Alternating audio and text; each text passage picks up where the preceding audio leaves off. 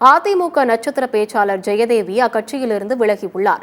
சென்னையில் செய்தியாளர்களிடம் பேசிய அவர், அதிமுக தற்போது பழைய நிர்வாகிகளை விட்டுவிட்டு புதிய நிர்வாகிகளுக்கு பதவியை கொடுக்கிறது என்றும், பேச்சாளர்களுக்கு அதிமுகவில் மரியாதை இல்லை என்றும் குற்றம் சாட்டினார்.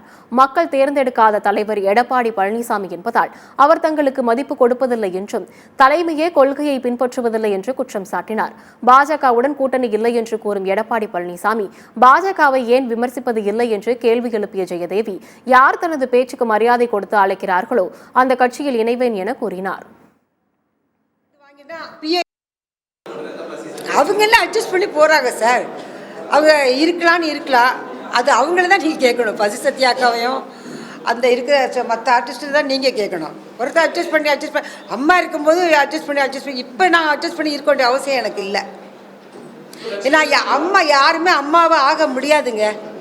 கட்சியில் இருக்க இப்போ தான் பேட்டி கொடுத்து நான் என்னுடைய ராஜினாமாவை இந்த பேட்டி மூலியமாக நான் தெரியப்படுத்துகிறேன். நட்சத்திர பேச்சாளர் பதவியை நான் ராஜினாமா பண்ணுறேன். எனக்கு வேண்டாம்.